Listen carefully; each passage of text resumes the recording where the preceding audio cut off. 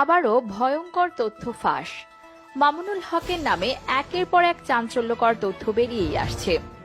এবার কাপাসিয়ায় তার ৩ নম্বর স্ত্রীর সন্ধান পেয়েছে তদন্তকারীরা। চলুন এবার যাওয়া যাক মূল আলোচনায়। হেফাজতে ইসলামের কেন্দ্রীয় যুগ্ম মহাসচিব ও ঢাকা মহানগরীর সেক্রেটারি মাওলানা মামুনুল হকের তৃতীয় প্রেমিকার সন্ধান পেয়েছে আইন শৃঙ্খলা বাহিনীর সদস্যরা। জান্নাতারা ঝর্ণার মতো ডিভোর্সি এই নারীর সঙ্গে মামুনুল হকের অনৈতিক সম্পর্ক ছিল।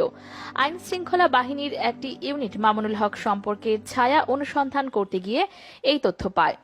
এই নারীকে এতদিন তারা প্রথম স্ত্রী ধারণা করেছিলেন, কিন্তু গত কয়েকদিনে মামুনুল হকের একাধিক ফোনালাপ ফাঁস ও ঘনিষ্ঠদের সঙ্গে কথা বলে গোয়েন্দা কর্মকর্তারা তৃতীয় প্রেমিকার বিষয়ে নিশ্চিত হয়েছেন।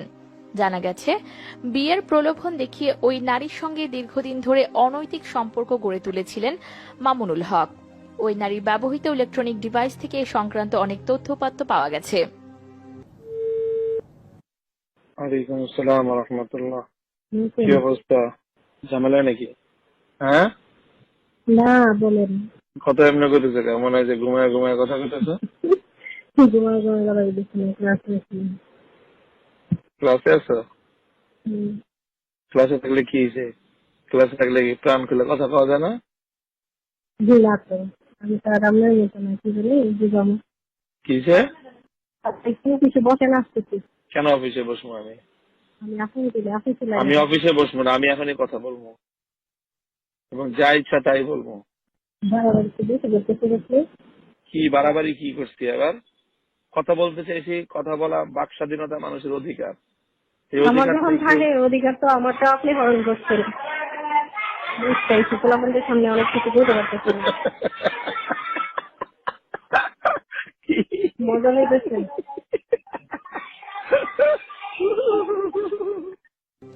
ওই নারী একটি মহিলা মাদ্রাসায় শিক্ষকতা করেন। অনুসন্ধানে জানা গেছে, যেখানে শিক্ষকতা করেন তার পাশে একটি ভাড়া বাসায় থাকতেন ওই নারী। এই বাসাতে মাওলানা মামুনুল হকের মাঝে মাঝে যাতায়াত করতেন।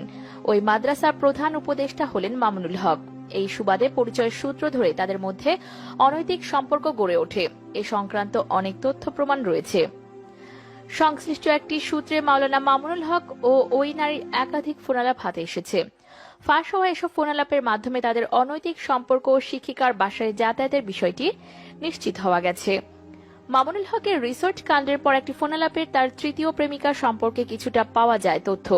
ওই ফোনালাপে রয়্যাল রিসোর্টে থাকা অবস্থায় মুফতি এনায়েতুল্লাহকে ফোন করেছিলেন তিনি। এ সময় মুফতি এনায়েতুল্লাহকে কথিত স্ত্রী নিয়ে রিসোর্টে যাওয়ার কথা জানালে এনায়েতুল্লাহ জিজ্ঞাসা করেন, কোন ভাবি? কাপাসিয়ার? মামুনুল হক উত্তরে বলেন, না, খুলনার।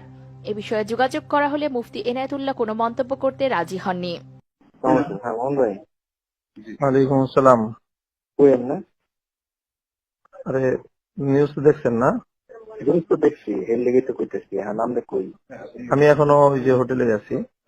মাইকা ডাকা। ওটাই যে আপনার সেকেন্ড ভাবি।